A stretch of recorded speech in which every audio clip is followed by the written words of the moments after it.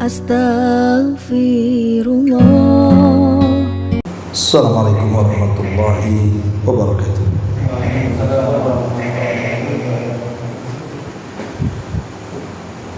Alhamdulillah hamdan katsiran tayyiban mubarakan fih kama yuhibbu rabbuna wa yarda.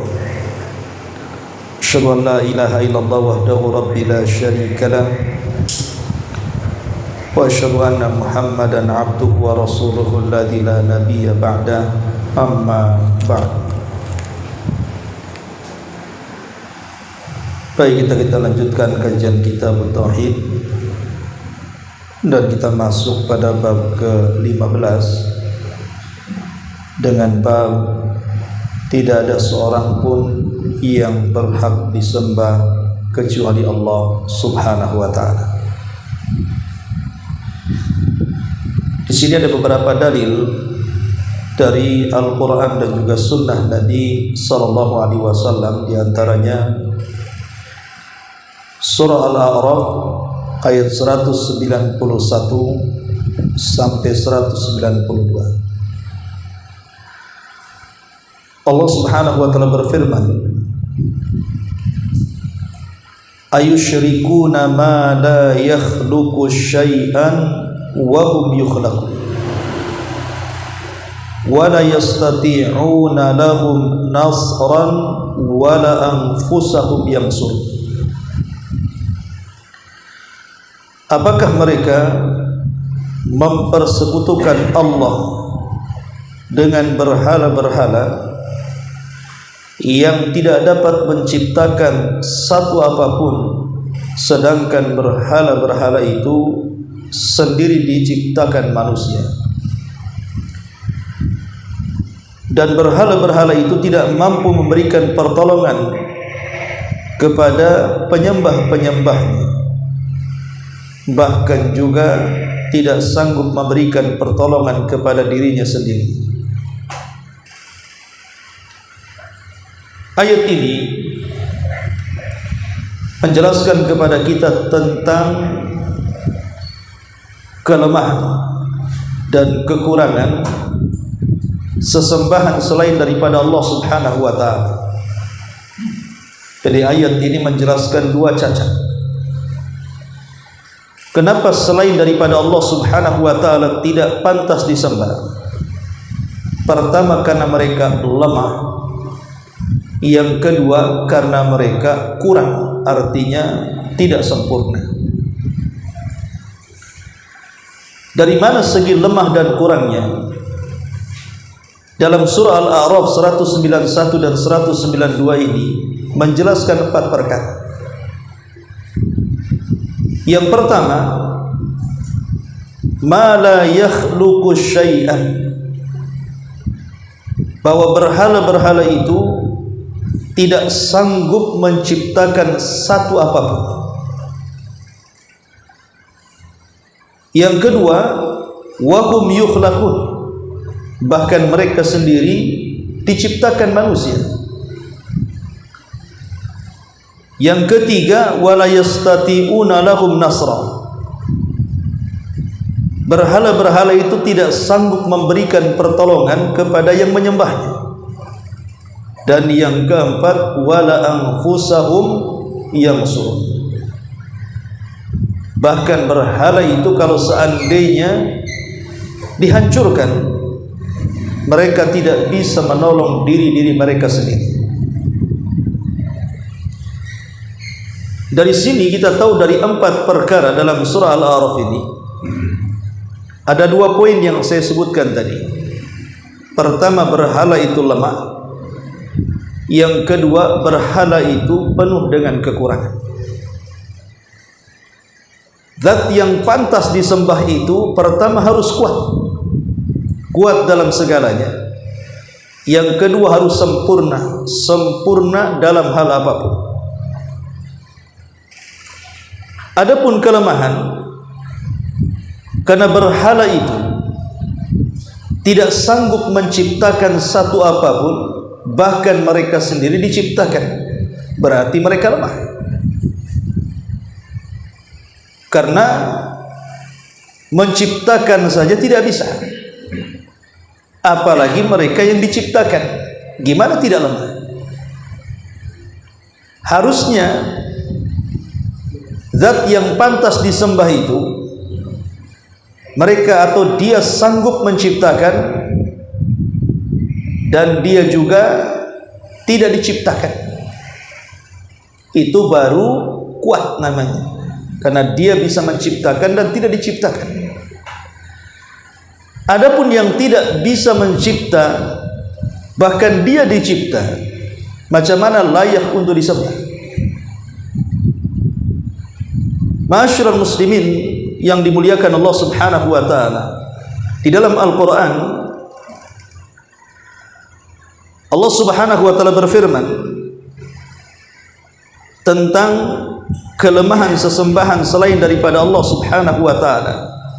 Sebutkan dalam surah Al-Hajj ayat 73. Ya ayyuhan nas dhuriba mathalun fastami'u lahu.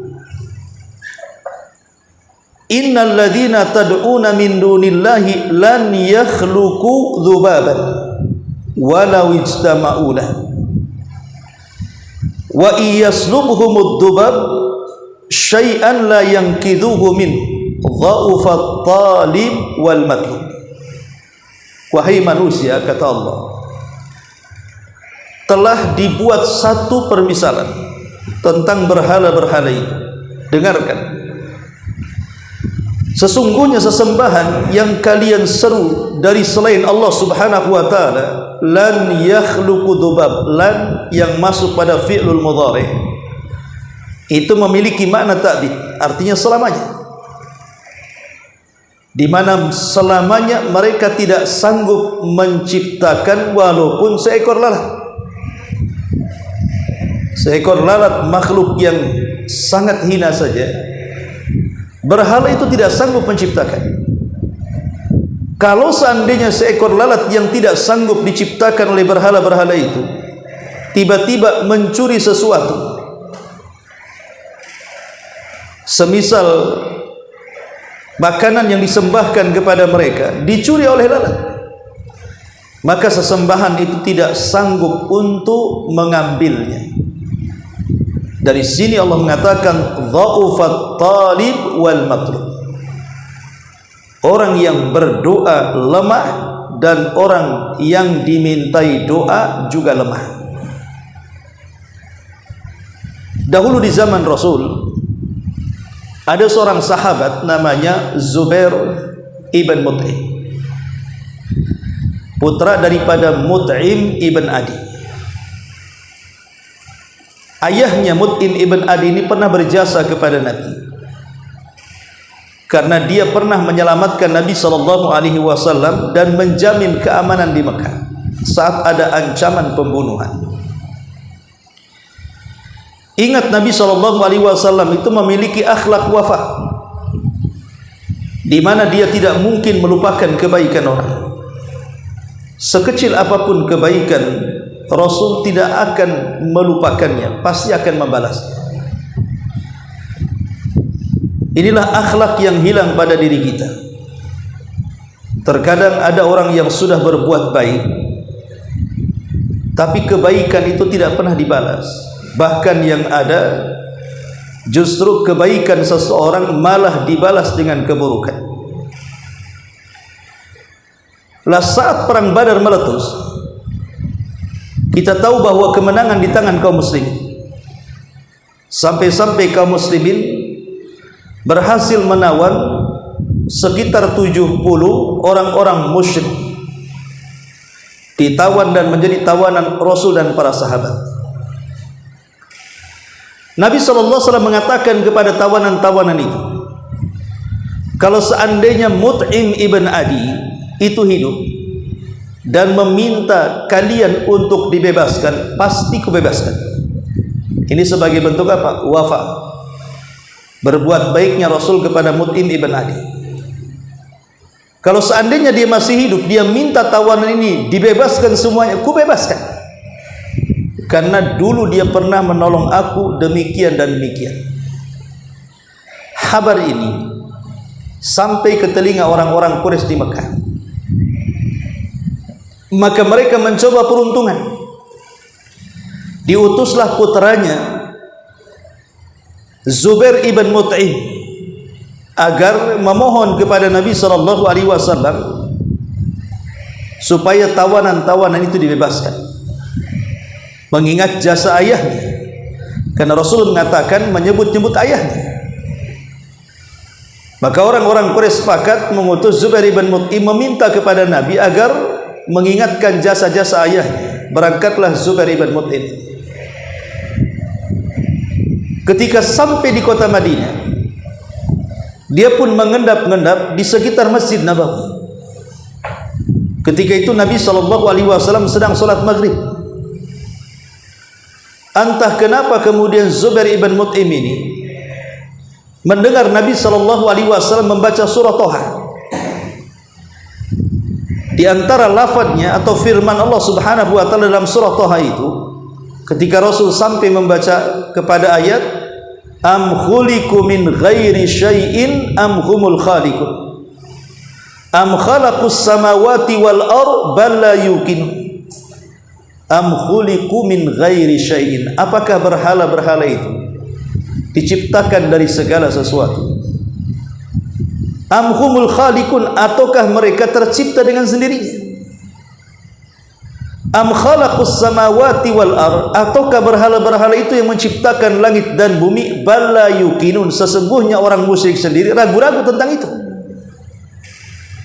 Karena kita tahu bahwa berhala orang-orang musyrik itu terdiri daripada Lata, Uzza, Manat, Hubal, Saif, Nailah dan yang lainnya. Itu diantaranya terbuat dari batu dan juga dari pohon. Kita tahu bahwa pohon dan batu ini yang selama ini mereka sembah disindir dengan ayat ini. Am khuliqu min ghairi syai'in, apakah berhala itu diciptakan dari segala sesuatu? Kita katakan ya. Segala sesuatu itu bentuknya bisa saja pohon, bisa saja batu. Am humul khaliqun, ataukah mereka tercipta dengan demikian? Artinya tiba-tiba ada Hubal, ada Manat. Tentu mereka akan mengingkari, karena memang berhala-berhala itu mereka yang buat. Am khalaqus samawati wal ard, ataukah mereka yang menciptakan langit dan bumi? Mustahil mereka sendiri dicipta. Masa mereka menciptakan langit dan bumi? Sebelum ada berhala ini, langit dan bumi sudah ada. Makanya di ujung ayat mengatakan bala yuqinun, orang-orang musyrik sendiri ragu-ragu tentang keyakinan mereka terhadap berhala-berhala ini. Ketika sampai ayat ini, Zubair bin Mut'im yang mendengar ayat itu dari awal sampai akhir dibacakan dalam surah Toha, dalam salat maghrib, apa kata dia? Termenung dia. Setelah termenung memikirkan firman Allah Subhanahu wa taala, kan itu kan dalam sekali maknanya. Orang-orang musyrik biasa bersyair, dan kalimat itu lebih dalam dibandingkan syair. Makanya Zubair bin Mut'im sampai mengatakan hatta kada qalbi an yatir, hampir-hampir hatiku copot mendengar ayat itu. Di sini hidayah sudah mulai masuk. Entah kenapa kemudian yang tadinya pertama dia ingin mengadu aduan orang-orang musyrik kepada Rasul agar Rasul membebaskan tahanan itu, tak jadi. Langsung dia menghadap Nabi setelah salat maghrib dan langsung mengucapkan dua kalimat syahadat, asyhadu an la ilaha illallah wa annaka rasulullah. Ya Rasulullah, dulu tidak ada manusia yang paling aku benci kecuali dirimu. Sekarang tidak ada manusia yang paling aku cintai kecuali dirimu. Engkau adalah utusan Allah Subhanahu wa ta'ala. Lihat, terkadang kalau seseorang membenci seseorang, jangan 100%. Karena terkadang satu hari akan ada timbul kecintaan. Sebagaimana tidak boleh kita mencintai itu 100%, karena satu hari akan timbul kebencian. Maka bencilah sekedarnya, sebagaimana cintailah sekedarnya. Benci karena Allah dan cinta pun karena Allah. Syahidnya apa di sini? Am khuliqu min ghairi syai'in am humul khaliqun am khalaqus samawati wal arda la yuqin. Bagaimana mungkin berhala-berhala itu mereka mampu menciptakan sementara mereka diciptakan dari bebatuan dan pepohonan, dan tidak ada ceritanya ujug-ujug ada berhala, apalagi sampai menciptakan langit dan bumi. Itulah bentuk kelemahan berhala-berhala itu. Makanya di sini Allah mengatakan bahwa di antara kelemahan berhala-berhala itu, mereka tidak sanggup menciptakan walaupun sedikit, bahkan mereka diciptakan. Ini satu poinnya, mereka lemah sehingga tidak pantas disembah. Poin yang kedua, mereka kurang, mereka tidak sempurna. Bukankah zat yang disembah itu harus sempurna dari segala segi, baik zatnya, sifatnya atau nama-namanya? Di sini Allah mengatakan wala yastati'una lahum nasran wala anfusahum yansur. Mereka sendiri tidak bisa menolong orang, dan mereka sendiri tidak bisa menolong diri mereka sendiri. Artinya lemah. Kalau diri sendiri tidak bisa ditolong kan lemah, menolong orang lain apalagi. Ketika berhala ini tidak bisa menolong diri sendiri, kemudian menolong orang lain tidak bisa, berarti lemah. Pertama, berarti ada kekurangan apa? Yang pertama kekurangan, yang kedua kelemahan. Saya terbalik. Yang pertama kurang. Kenapa kurang? Karena dia dicipta, bukan mencipta, itu namanya kurang. Adapun mereka lemah karena mereka tidak sanggup menolong, bahkan menolong diri-diri mereka sendiri tidak sanggup, berarti lemah. Contoh saja,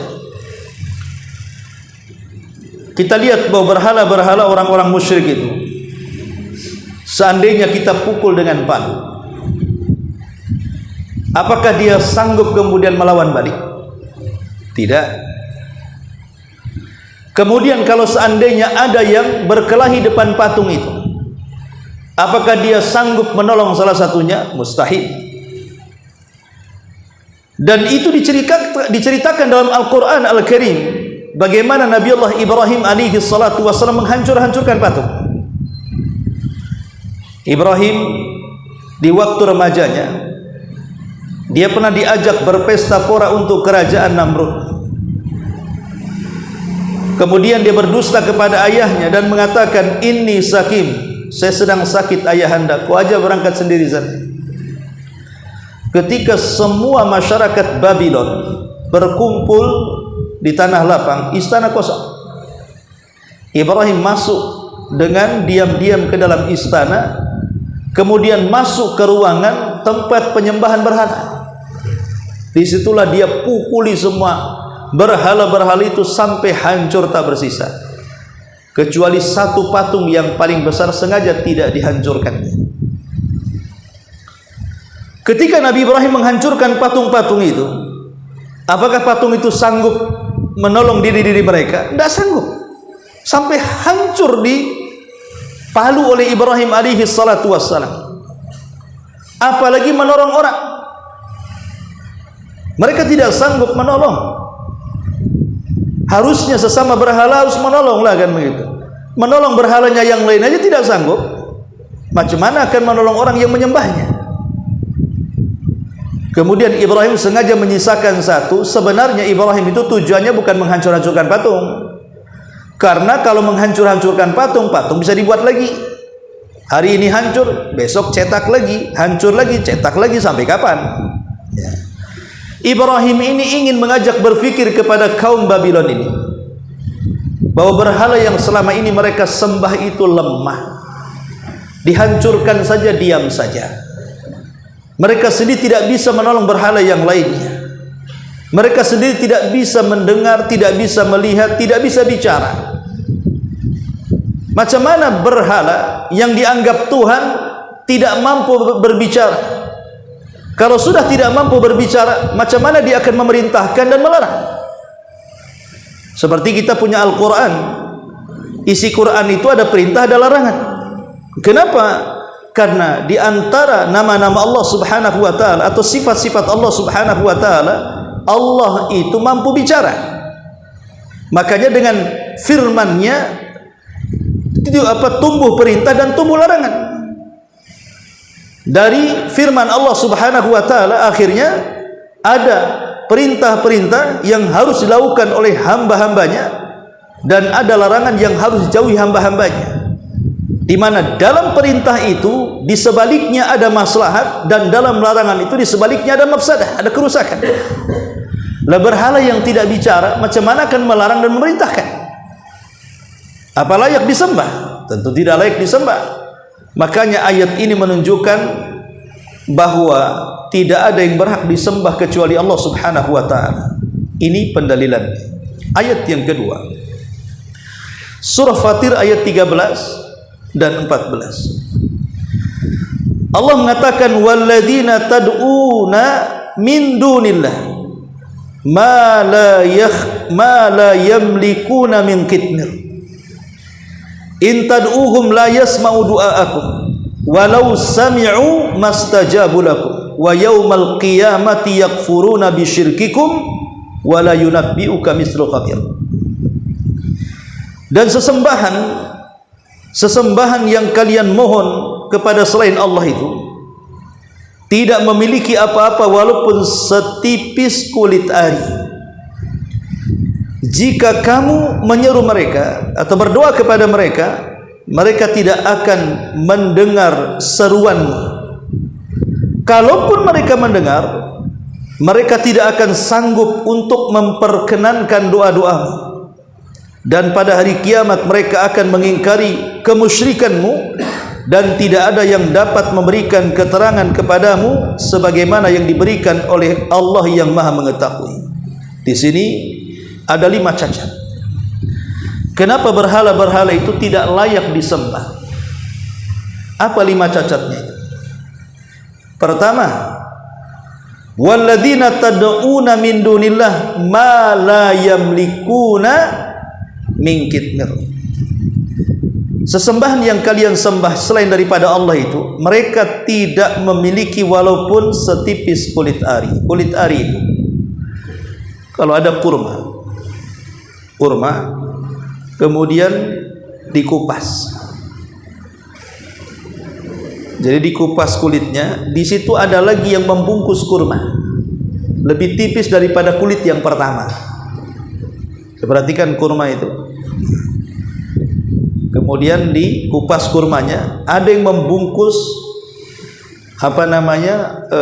biji kurma itu. Biji kurma itu ada yang bungkus lagi warna putih. Itu kan tipis dibandingkan kulitnya. Itu namanya kitmir dalam bahasa Arab. Lah berhala-berhala ini walaupun sekulit kitmir saja, sekulit kurma, itu tidak memiliki sesuatu yang tidak memiliki, macam mana akan memberi? Kalau antum memberi kan antum punya. Ada orang yang minta antum kasih kan antum punya. Nah, kalau antum tidak punya apa-apa, ada orang minta kira-kira antum kasih, ya tidak mungkinlah kita memberi sesuatu yang kita tidak punya. Jadi berhala-berhala itu sebenarnya tidak punya apa-apa. Lalu ngapain disembah kalau tidak punya apa-apa? Tujuan kita menyembah kepada Allah Subhanahu wa taala selain meminta pahala, juga meminta kesenangan kehidupan dunia supaya kita bisa punya rumah, punya pakaian, punya makanan, minuman, harta dan begitu seterusnya. Dan itu semua rizki dari Allah Subhanahu wa taala. Lalu kalau berhala ini tidak sanggup, makanya Abu Bakar Siddiq radhiyallahu an di masa kecilnya diajarkan ayahnya untuk menjadi orang yang taat penyembah berhala. Itu Abu Bakar Siddiq dalam sirahnya. Dimasukkan oleh ayahnya ke tempat sesembahan. Abu Bakar kecil ini dia membawa tongkat, kemudian dia pukul-pukul berhalanya dan mengatakan, aku lapar, siapkan makanan. Aku minum, siapkan minuman. Aku pengen pakaian bagus, siapkan pakaian yang bagus. Tapi berhala, namanya berhala, mendengar saja tidak bisa, bicara saja tidak bisa, apalagi mengabulkan. Habis dipecut-pecut sama tongkatnya Abu Bakar, diam saja berhala itu. Akhirnya dia marah, sejak itu dia tidak mau menyembah berhala. Makanya Abu Bakar Siddiq radhiyallahu anhu itu sama dengan Nabi SAW sebelumnya, berjalan di atas fitrah. Dia tidak pernah menyembah berhala sejak kecil. Wajar kalau dia orang yang pertama kali di kalangan orang dewasa masuk Islam. Karena memang dari kecil tidak pernah menyembah berhala. Gara-garanya tadi, minta makan tak dikasih, minta minum tak dikasih, minta pakaian tak dikasih. Habis itu dia tak mau lagi nyembah. Abu Bakar Siddiq radhiyallahu anhu. Dan ini juga bantahan kepada orang Syiah. Orang Syiah itu kalau memuji Ali radhiyallahu anhu, mereka mengatakan apa? Karramallahu wajha. Kenapa orang-orang Syiah mengatakan kepada Ali karramallahu wajha? Semoga Allah memuliakan wajahnya. Alasannya karena Ali tidak pernah menyembah berhala. Lah Abu Bakar juga tidak pernah menyembah berhala. Kenapa mereka mencela Abu Bakar?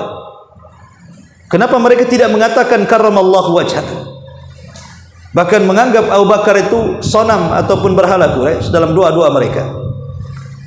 Nah ini salah satu bentuk bahwa berhala itu tidak memiliki sesuatu yang akan diberi. Lalu kenapa disembah? Ini yang pertama. Yang kedua, in tad'uhum la yasma'u du'aakum. Kalau engkau menyeru dan meminta dan berdoa kepada mereka, mereka lo enggak mungkin mendengar permintaan kita. Datang ke kuburan, anggaplah dia orang soleh, kemudian kita minta kepada kuburan orang soleh itu, minta anak, minta rizki, enggak mungkin mereka mendengar. Kalau sudah enggak mendengar, mungkinkah mereka mengijabah? Mendengar saja tidak. Buktinya lihat orang mati. Orang mati bisikkan di telinganya, dengar? Enggak ada ruhnya. Dia enggak akan dengar orang mati itu. Orang mati itu kalaupun kita tusuk-tusuk itu dengan pedang sekalipun, kita mutilasi, dia enggak akan menjerit-jerit. Namanya enggak ada ruhnya. Mau diapain pun orang-orang mati tetap gitu. Karena yang merasakan sakit itu ketika ruh masih ada. Kalau ruh sudah tidak ada, maka tidak akan bisa mendengar, tidak akan bisa melihat, tidak akan bisa bicara, bahkan tidak akan merasakan sakit. Orang yang sudah mati. Lah orang yang seperti ini yang sudah mati kalian seru, mendengar saja tidak. Macam mana akan mengabulkan? Atau orang yang menyembah batu, pohon, seperti berhala-berhala di zaman dulu dan zaman sekarang juga banyak kan begitu kan? Berhala-berhala, macam-macam berhala dari batu itu kan, dalam bentuk orang, dalam bentuk binatang, macam-macam. Lah mereka sendiri nggak bisa melihat, dan itu kenyataan. Antum ambil batu, antum ajak ngomong di batu itu, macam mana dia akan mendengar, apalagi bicara? Karena umumnya orang bisu itu juga bermasalah dengan pendengarannya kan. Orang bisu kan karena bermasalah dengan pendengaran tuh. Ya. Artinya di sini yang kedua, kelemahan sesembahan selain daripada Allah, mereka tidak bisa mendengar. Macam mana akan meminta kepada zat yang tuli? Makanya Ibrahim menasihati ayahnya, ya abati lima ta'bud ma la yasma' wa la yubsir wa la yughni anka syai'an. Wahai bapakku, kenapa kau nyembah berhala? Dengar saja tidak, lihat saja tidak. Dia sendiri tidak sanggup memenuhi kebutuhan orang. Itu Ibrahim ngomong sama ayahnya. Inilah kelemahan berhala selain daripada Allah. Kemudian yang ketiga, walau sami'u mastajabu lakum. Taruhlah mereka mendengar. Seperti ada orang yang nyembah jin, kalangan dukun. Mereka suka menyembah jin, ya, atau menyembah manusia yang mengaku Tuhan, seperti Fir'aun, Namrud, Tunuas, atau siapa saja yang mengaku Tuhan. Mereka kan mendengar. Kita minta kepada mereka, minta kepada jin anak, minta kepada Fir'aun, Namrud supaya istrinya hamil dan melahirkan. Sekalipun mereka mendengar, karena mereka bukan Tuhan, mereka tidak bisa mengijabah. Makanya Allah mengatakan walau sami'u mastajabu lahum. Sekiranya mereka mendengar, telah mendengar. Orang yang menyembah jin atau manusia-manusia yang mengaku Tuhan itu, mereka dengar. Wallahi mereka tidak bisa mengijabah permintaan kalian. Inilah kelemahannya. Yang ketiga, yang keempat, wa yaumal qiyamati yakfuruna bisyirkikum. Ingat pada hari kiamat, orang yang menyembah dan orang yang disembah akan berlepas diri. Ittabarra alladzina tubi'u minal ladzina taba'u. Ketika orang-orang yang diikuti berlepas diri dari orang-orang yang mengikuti, kata Allah. Kapan ini? Hari kiamat. Makanya syaitan berkhutbah pada orang-orang yang masuk neraka itu. Di antara khutbahnya syaitan apa? Saya tidak mungkin menolong kalian, dan kalian juga tidak mungkin menolong saya. Kemudian di ujung khutbahnya apa kata iblis? Fala talumuni walumu anfusakum. Jangan celah saya, tapi celalah diri-diri kalian. Kalian sudah tahu aku musuh kalian, kenapa kalian menyembah aku? Jadi iblis sendiri yang paling sakti di bumi, yang gak pernah mati, makhluk abadi sampai kiamat, berlepas diri kepada penduduk neraka yang diseretnya ke dalam neraka. Okelah, itu si iblis, makhluk jahat. Bagaimana dengan para nabi? Contoh umpamanya Isa bin Maryam. Isa itu kan disembah oleh orang-orang Nasrani, mengatakan Isa itu anak Tuhan, Isa itu satu di antara Tuhan, bahkan Isa itu Tuhan itu sendiri. Nanti pada hari kiamat akan dipanggil oleh Allah Subhanahu wa taala. A anta qulta lin nasi ittakhiduni wa ummi ilahaini min dunillah. Hei Isa, kata Allah, engkau yang merintahkan manusia agar engkau dan ibumu disembah. Maka Isa kemudian membantah di hadapan Allah. In kuntu qultu faqad alimta, kalau aku mengatakannya pasti kau sudah tahu. Aku tidak pernah mengatakan seperti itu. Jadi Isa sendiri melepas diri kan? Ketika Allah mengatakan, apakah engkau mengatakan kepada manusia disuruh menyembah dirimu dan ibumu? Kata Isa, mana aku mengatakan seperti itu? Kalau aku mengucapkannya pasti kau tahu. Lah kalau sekelas Isa seorang nabi saja berlepas diri, macam mana selain daripada para nabi, kan begitu? Lah ini menunjukkan apa? Sesembahan selain daripada Allah itu akan berlepas diri pada hari kiamat kepada siapa yang menyembahnya. Lalu apa gunanya menyembah kalau pada hari kiamat tidak bisa menyelamatkan? Dan pada hari kiamat itu yang namanya Tuhan harus bisa menyelamatkan, dan yang bisa menyelamatkan hanya Allah Subhanahu wa taala. Dengan apa? Dengan syafaat dan rahmat. Nabi saja, bahkan seluruh para nabi tidak bisa berikan syafaat kecuali apa? Dua syarat. Pertama, Allah yang izinkan kepada orang yang akan memberikan syafaat. Yang kedua, redha dengan orang yang akan diberikan syafaat. Kalau dua syarat tidak dipenuhi, tidak akan ada manusia masuk surga. Dan bagi orang-orang yang tidak mendapatkan syafaat tapi mereka tetap masuk surga, itu semua karena rahmat dan kasih sayang Allah Subhanahu wa taala. Itu pun bagi orang yang terakhir keluar dari neraka dan masuk ke dalam surga, yang masih ada keimanan sebiji dzarrah. Itulah baru Tuhan namanya, yang bisa menyelamatkan bukan hanya di dunia tapi juga kelak di akhirat. Ini yang keempat. Yang kelima, wala yunabbi'uka mithlu khabir. Dan berhala-berhala itu mereka tidak sanggup memberikan keterangan kepadamu sebagaimana yang diberikan oleh Allah yang Maha mengetahui. Berhala-berhala itu tidak tahu yang gaib. Jin saja tidak tahu yang gaib. Buktinya apa? Ketika Nabi Sulaiman meninggal, kan dia berada di kursi singgasananya. Jin masih bekerja kepada Sulaiman, membangun prasarana, kota, gedung dan yang semacamnya. Mereka masih bekerja. Disangkanya Sulaiman tidur. Baru setelah tongkat untuk menyanggah diri istighasananya dimakan rayap di bawahnya, akhirnya tongkat itu rapuh. Kemudian Sulaiman roboh. Apa kata jin? Kalau kami tahu Sulaiman mati sejak dulu, tentu kami tidak akan dihinakan seperti ini, gitu. Lah jin saja tidak tahu yang gaib, macam mana kita manusia? Sementara jin sendiri bagi kita gaib, tapi bagi mereka kita tidak gaib. Kita tidak bisa melihat jin, tapi jin bisa melihat kita. Dan sumber kekuatan para dukun paranormal yang suka menyembah jin itu, sementara jinnya tidak tahu yang gaib, macam mana pula mereka? Referensi mereka saja tidak tahu yang gaib, macam mana pula para dukunnya? Makanya para dukun itu para pendusta yang nyata. Kalaupun benar ramalan mereka itu 1 dari 1000 ramalan yang gagal. Kalaupun mereka menyembuhkan itu 1 di antara sekian banyak pasien yang tidak bisa disembuhkan. Dan itu namanya istidraj, kebetulan, bukan sungguhan.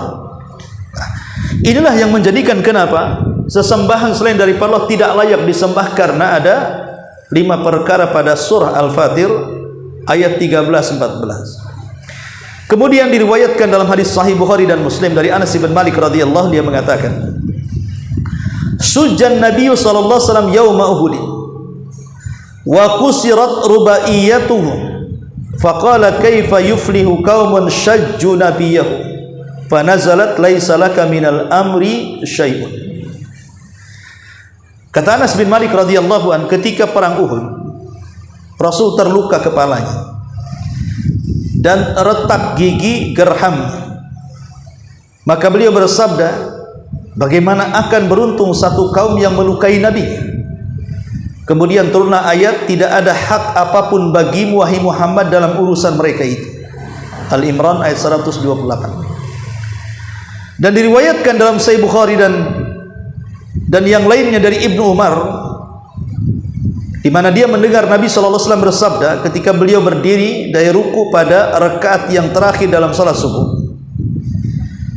Maka Nabi SAW melakukan kunut. Di antara kunutnya Rasul mengatakan, Allahumma la'an fulanan wa fulanan ba'dama yaqul sami Allahu liman hamida rabbana walakal hamd fa anzalallah laisa laka minal amri syai'un. Ya Allah, laknatlah si fulan, ya Allah, laknatlah si fulan. Setelah beliau mengucapkan rabbana walakal hamd setelah ruku tentunya. Setelah itu turunlah firman Allah Azza wa Jalla, tidak ada hak apapun bagimu dalam urusan mereka itu.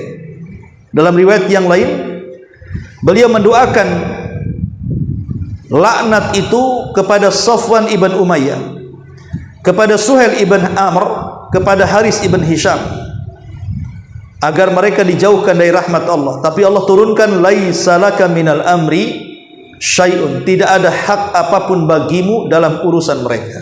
Ini riwayat pertama dari hadis Nabi SAW. Jadi ceritanya begini,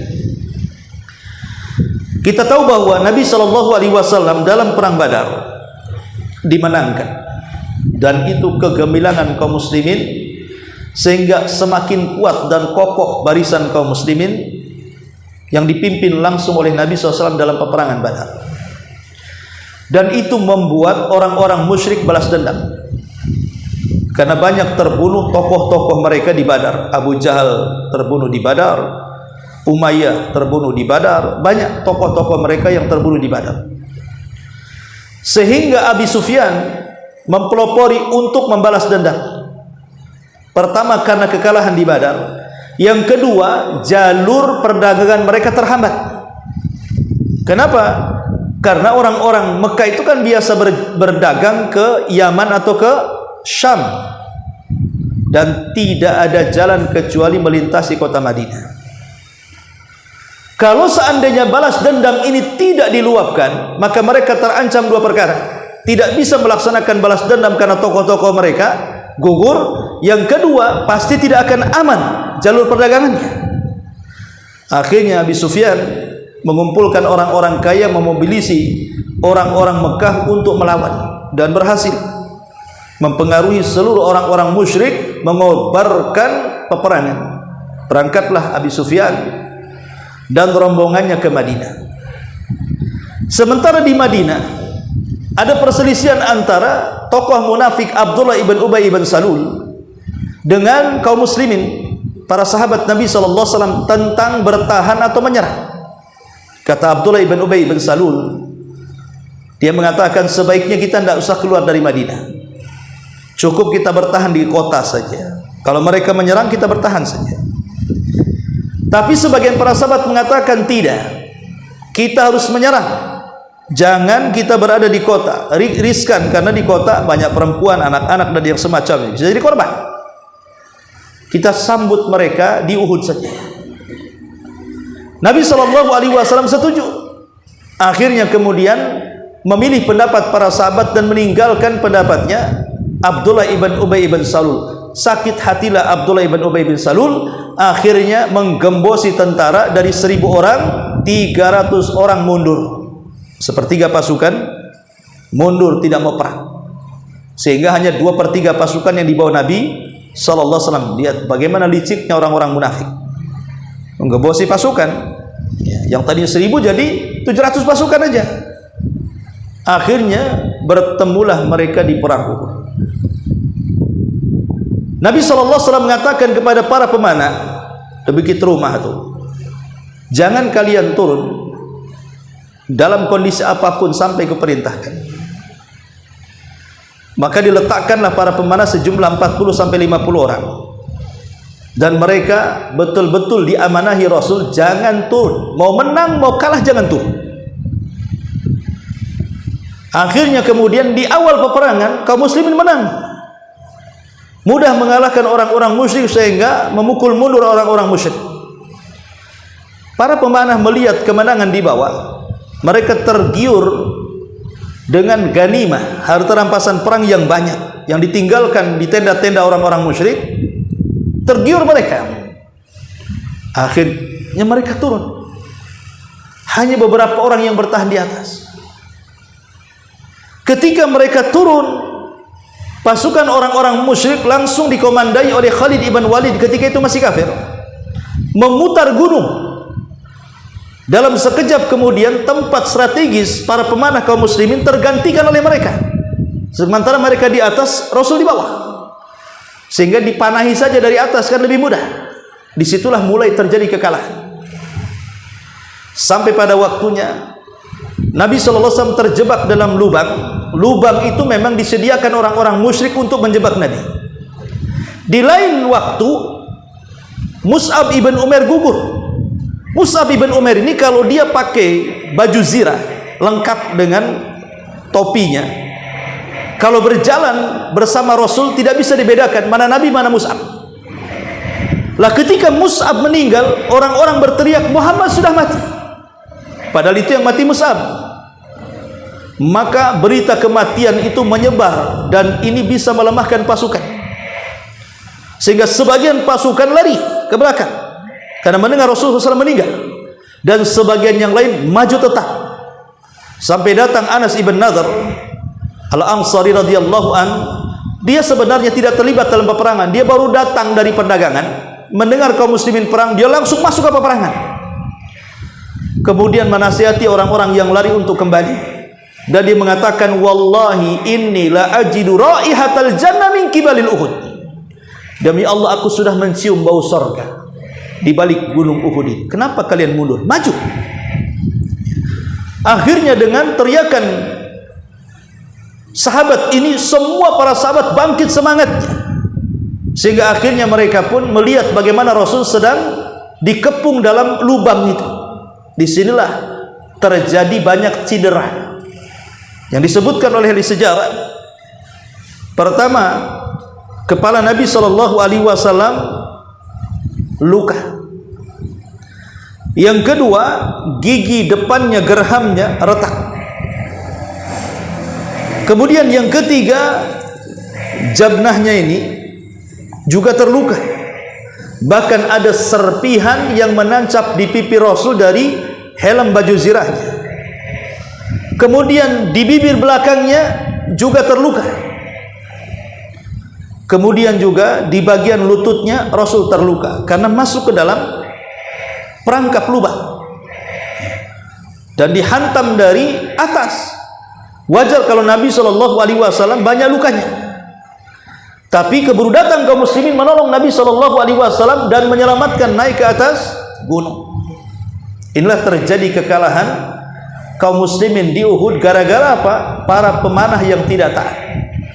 Karena melihat dunia yang demikian, mereka turun, akhirnya terjadi kekalahan. Dan yang kedua, karena hasutan orang munafik Abdullah ibn Ubay ibn Salul, sehingga menarik 300 pasukan.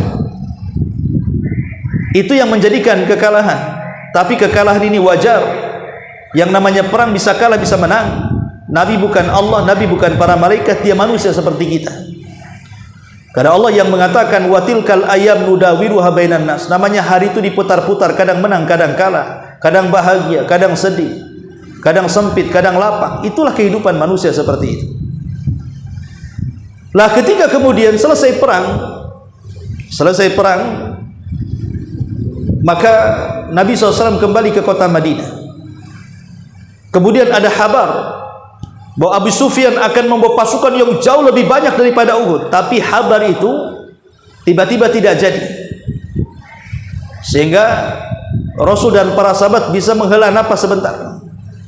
Disitulah Nabi SAW setelah sholat subuh atau ketika sholat subuh sehabis ruku, dia ingat siapa yang melukai dia dalam peperangan itu. Ingat betul siapa yang melukainya. Di antaranya 3 orang yang melukai Nabi SAW, ya, yang disebutkan dalam hadis Nabi SAW tadi. Pertama yang melukai dia adalah Safwan ibn Umayyah. Yang kedua yang melukai dia adalah Suhail ibn Amr, dan yang ketiga yang melukai dia Al-Haris ibn Hisham. Semua dikutuk Nabi dalam kunutnya itu. Ya Allah, laknatlah Safwan. Ya Allah, laknatlah Suhail. Ya Allah, laknatlah Al-Haris. Tapi doa laknat itu tidak diijabah oleh Allah Subhanahu wa taala.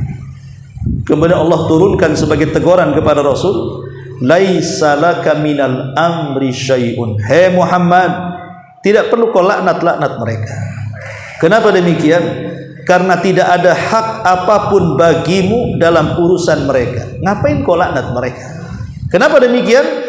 Karena buktinya orang-orang yang dilaknat oleh Rasul tiga-tiganya masuk Islam.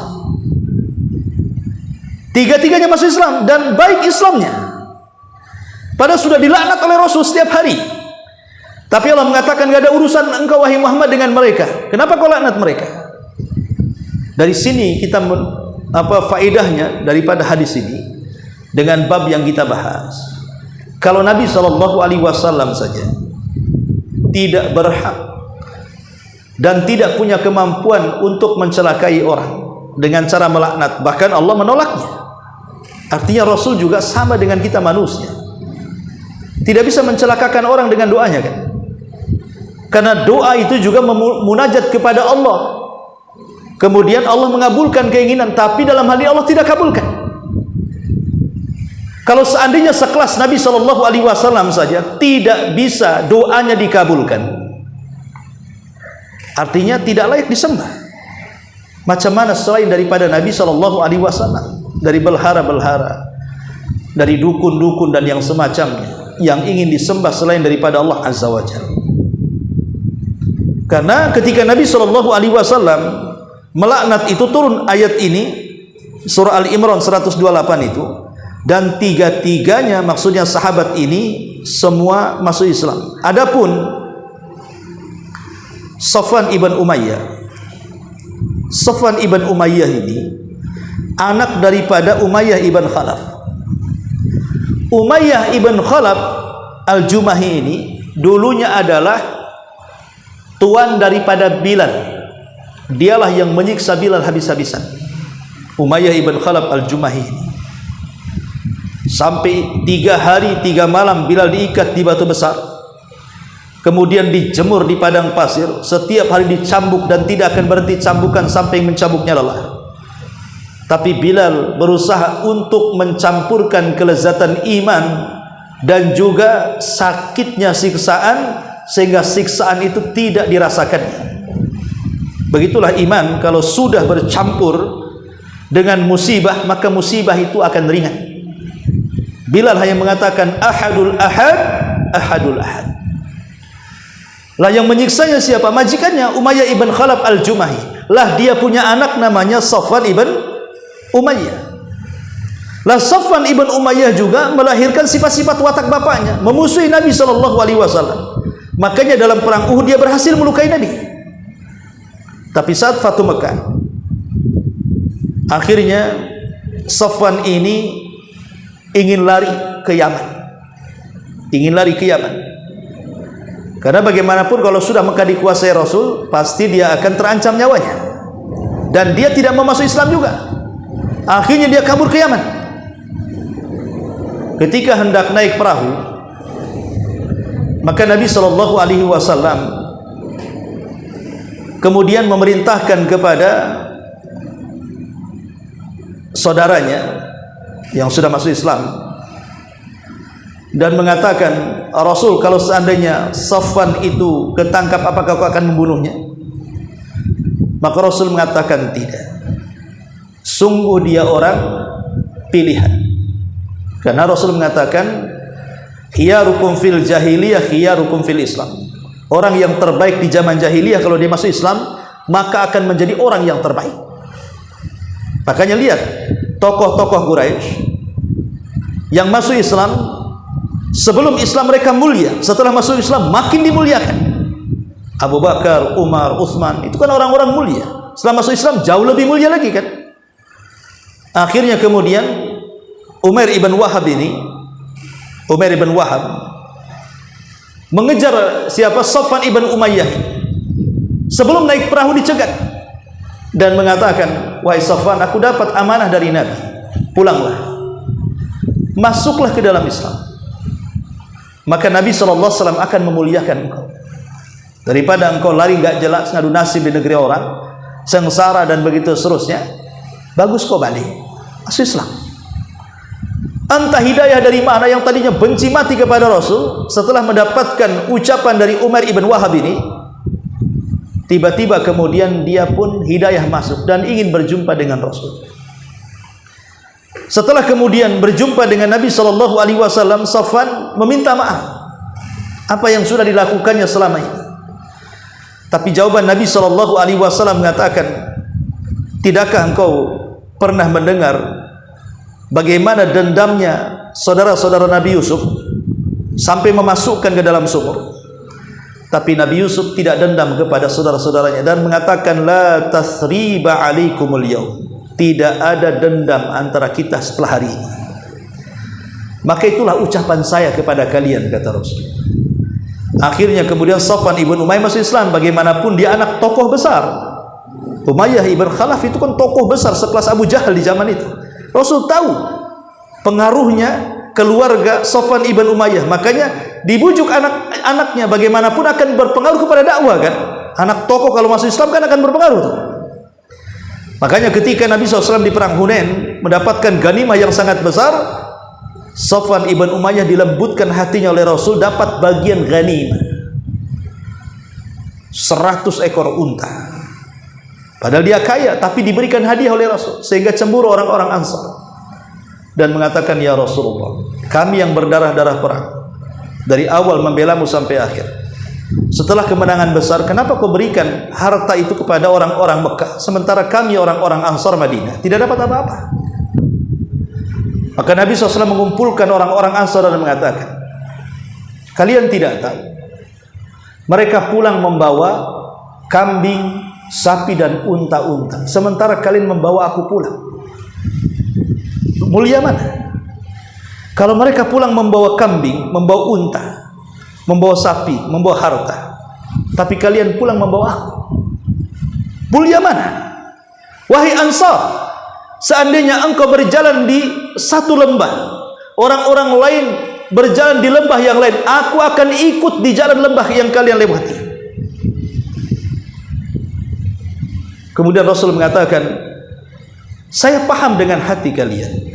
Kalau kalian mengatakan, hei Muhammad, dulu kau miskin, sekarang kau kaya di Madinah, ucapan kalian tidak salah. Dulu engkau diusir dari Mekah, kami yang menampung, ucapan kalian juga tidak salah. Tetapi ingat, kata Nabi, dulu kalian juga miskin, aku yang membuat kaya. Dulu kalian tersesat, aku yang kasih hidayah. Dulu kalian tidak punya kekuasaan, aku yang kasih kekuasaan. Wahai Ansar, aku hanya bisa mendoakan kalian dan anak-anak kalian, semoga Allah Subhanahu wa taala memberkahi kalian dan anak-anak kalian. Baru mereka menangis dan sadar dan mengatakan, kami menerima dengan ikhlas ya Rasulullah. Dari sini kita tahu bahwa Safwan ibn Umayyah yang didoakan laknat oleh Rasul justru masuk Islam, dan Islamnya baik. Tapi sayang, ketika di masa kekhilafan Umar bin Khattab, dia ikut dalam perang Qadisiyah. Ketika terjadi wabah Amwas, wabah taun di Amwas, maka dia salah satu orang yang meninggal karena wabah taun. termasuk Mu'adz bin Jabal dan keluarganya, termasuk Abu Ubaidah bin Jarrah dan keluarganya, semua meninggal karena taun. Ribuan para sahabat terkena taun. Dan taun zaman dulu adab, tapi taun bagi umat Islam itu rahmat. Siapa yang meninggal karena taun, dia mati syahid. Ini yang pertama, Safwan ibn Umayyah. Yang kedua, Suhail ibn Amr. Suhail ibn Amr juga kurang lebih dengan Safwan, permusuhannya kepada Nabi SAW luar biasa. Dia memiliki aura yang besar di Mekah karena dia orator masalahnya. Dia bisa membangkitkan orang-orang Mekah untuk perang melawan Nabi. Si Suhail ibn Amr ini, ya, jadi dia orator ulung. Tetapi setelah Fathu Mekah, dia masuk Islam. Maka dia juga sama dengan Safwan ibn Umayyah. Kemudian dia baik Islamnya dan meninggal kena taun juga dalam perang Amwas di zaman Umar bin Khattab radhiyallahu anhu. Kemudian yang ketiga, Al-Harits ibn Hisham, yang dikenal kunyahnya Abu Abdurrahman Al-Harits ibn Hisham ibn Mughirah ibn Abdillah Al-Mahzumi Al-Qurashi. Dia seorang sahabat termasuk pembesar Quraisy juga dari penduduk Mekah, dan dia saudaranya Abu Jahal. Abu Jahal punya saudara namanya Al-Harits ibn Hisham, karena Abu Jahal sendiri namanya siapa? Amr ibn Hisham. Sementara saudaranya Harits ibn Hisham. Kenapa disebut Abu Jahal? Orang-orang Mekah menyebut Amr ibn Hisham itu sebagai Abul Hakam, orang yang kalau ngomong bijaksana, selalu mendamaikan orang-orang yang bermusuhan, sehingga Mekah itu damai karena Abu Jahal ini suka mendamaikan orang. Makanya orang-orang Mekah menyebutnya Abul Hakam, bapak kebijaksanaan, karena kalau memutuskan itu bijaksana. Itulah yang menjadikan banyak tokoh-tokoh tidak menerima hidayah Nabi. Salah satunya Khalid ibn Walid, kemudian Amr ibn As, dan sahabat yang lainnya. Masuk Islamnya telat, setelah 20 tahun baru masuk Islam. Setelah 20 tahun Rasul berdakwah baru masuk Islam. Alasan Khalid bin Walid telat masuk Islam diungkapkan sendiri kepada Abu Bakar. Kenapa aku telat masuk Islam wahai Abu Bakar? Karena aku masih terpengaruh dengan Abu Jahal. Ucapan-ucapan dia saya anggap itu yang paling bijaksana, sehingga aku tidak bisa melihat ucapan Nabi. Tapi setelah tokoh-tokoh itu meninggal dunia dan kami yang menjadi tokoh, baru kami berusaha untuk menyamakan antara wahyu yang disampaikan Rasul dengan ucapan Abu Jahal sebelumnya. Dan kami lihat ucapan Rasul lebih bijaksana jauh dibandingkan ucapan Abu Jahal. Makanya Khalid bin Walid langsung dia pergi dari Mekah ke Madinah setelah tahun ke-7. Rasul sudah 7 tahun di Madinah, artinya 3 tahun sebelum wafat. Baru Khalid ibn Walid dan juga Amr ibn As masuk Islam. Lah, saudara daripada Abul Hakam. Kenapa disebut Abul Hakam? Karena dia memang bijaksana. Tapi karena ketika Rasul datang ditawari hidayah, dia tak masuk Islam, maka Nabi SAW mengganti kalimat Abul Hakam dengan Abu Jahal. Bapak bodoh bahasa kita, bapak dungu, ya, kasih hidayah kok nggak mau, gitu loh bahasa. Makanya jadi Abu Jahal. Sejak itulah namanya dilupakan Amr ibn Hisham. Bahkan kunyah terbaiknya Abul Hakam orang tidak kenal. Sampai hari ini orang-orang mengenal dengan Abu Jahal, orang yang paling bodoh. Seandainya dia, padahal dia sudah didoakan Rasul. Rasul pernah berdoa kepada Allah, ya Allah, masukkan ke dalam Islam antara dua tokoh ini. Kalau tidak Amr ibn Hisham, Abu Jahal, atau Umar ibn Khattab. Tapi Allah hanya mengijabah satu, Umar bin Khattab saja. Amr ibn Hisham karena menolak hidayah, dia selamanya tidak dapat hidayah. Lah, dia punya saudara namanya Al-Harits ibn Hisham, orang yang paling memusuhi Nabi SAW, sama dengan Abu Jahal saudaranya. Bahkan dalam perang Uhud dia juga salah satu yang melukai Nabi SAW. Tapi setelah Fathu Mekah, maka dia pun akhirnya masuk Islam dan baik keislamannya. Kemudian dia pun, ada yang mengatakan, meninggal di perang Yarmuk sebagai orang yang mati syahid, dan meninggal di tahun ke-18 Hijriah, dan dia dikuburkan di Syam sebagai seorang yang syahid. Dari sini kita tahu bahwa orang-orang ini padahal sudah dilaknat Nabi dalam kunut syukur. Tapi Allah menentang laknat Nabi dan mengatakan tidak ada urusan engkau wahai Muhammad dengan mereka, itu urusan. Akhirnya dia masuk Islam dan baik keislamannya. Rasul tidak memiliki apapun kecuali karena Allah yang mengizinkannya. Kalau Nabi SAW tidak memiliki apapun dan tidak berhak disembah, macam mana di bawah para nabi yang datang ke kuburan wali-wali, kemudian meminta-minta di situ, minta pangkat, minta jabatan, minta usaha dilancarkan, minta jodoh, minta anak, minta semua diminta, sampai minta nomor togel, macam-macam ada di situ. Ya. Sudah judi haram, syirik lagi, kuadrat dosanya. Dari sini kita tahu bahwa pendalilannya di situ. Kemudian riwayat yang terakhir diriwayatkan dalam Sahih Bukhari dari Abu Hurairah radhiyallahu anhu berkata, ketika turun kepada Rasul ayat Asy-Syu'ara 214, wa anzir ashiratakal aqrabin, berilah peringatan keluarga terdekatmu wahai Muhammad. Rasul berdiri kemudian bersabda, wahai orang-orang Quraisy, tebuslah diri-diri kalian dari siksa Allah dengan memurnikan ibadah kepadanya.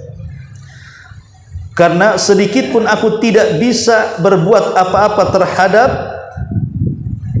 Allah untuk kalian. Wahai Abbas ibn Abdul Muttalib, sedikit pun aku tidak bisa berbuat apa-apa untuk kalian di hadapan Allah. Wahai Safiyah bibi Rasul, sedikit pun aku tidak bisa berbuat apa-apa untuk kalian di hadapan Allah. Wahai Fatimah putri Nabi, mintalah kepadaku, aku bisa memberikan apapun apa yang kau minta, tapi aku tidak punya kuasa di hadapan Allah sedikit pun untuk kamu. Dari sini Nabi SAW menunjukkan kelemahan dia, bahwa dia tidak bisa menyelamatkan keluarganya dari azab Allah. Yang bisa menyelamatkan dari azab Allah kembali kepada masing-masing orang dengan amal saleh dan tauhidnya. Kalau seandainya Nabi SAW tidak bisa menjamin, tiba-tiba kemudian muncul habaib atau oknum dari habaib yang mengatakan bahwa dengan mengikuti dan mencintai mereka pasti masuk surga, ini konyol. Nabi tidak bisa menjamin keluarganya masuk surga. Bahkan mengatakan kepada anaknya sendiri Fatimah, saluni masyiti, minta sesuka kamu hai Fatimah, la ugni anki minallahi syai'a, aku tidak bisa berbuat apa-apa dengan azab Allah di hadapan Allah. Kau sendiri yang bisa menyelamatkan diri-diri kalian. Dari sini kita tahu bahwa Nabi SAW tidak memiliki sesuatu pun kecuali Allah yang memberikannya. Makanya dalam syafaatul uzma, dalam syafaat yang besar, di mana semua manusia datang kepada Adam, kepada Nuh, kepada Ibrahim, kepada Musa, kepada Isa supaya diselamatkan dan minta syafaat kepada Allah. Semua para nabi ini mengatakan apa? Nafsi, nafsi, urus diri kalian sendiri. Urus diri kalian sendiri.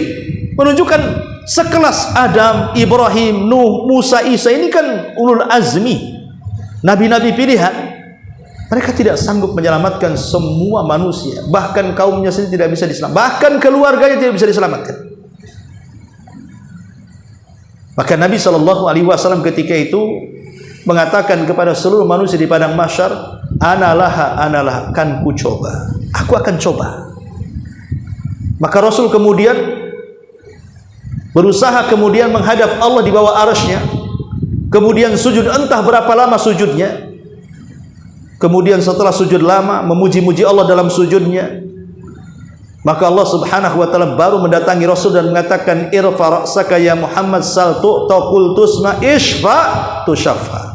Angkat kepalamu, ngomong kau didengar, bicara kau didengar, minta kau diberi, mintalah syafaat kau beri kau syafaat. Akhirnya kemudian Rasul minta syafaat 7 syafaat.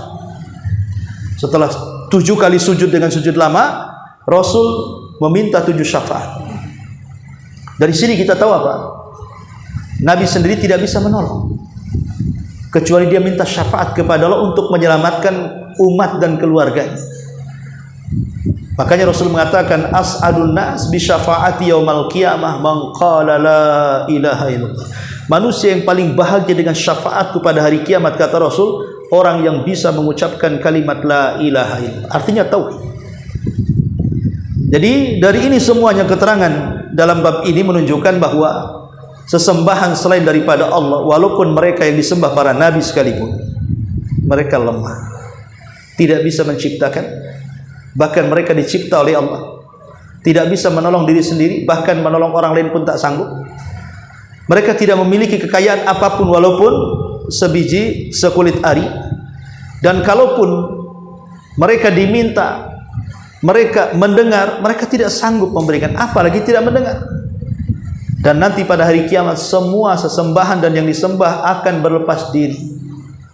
Dan ini menunjukkan kelemahan selain daripada Allah. Pantas kalau tidak ada seorang pun yang berhak disembah kecuali Allah Subhanahu wa ta'ala. Wallahu a'lam. Inilah di antara keterangan bab ke-15. Baik, sampai di sini. Kalau ada yang bertanya silakan.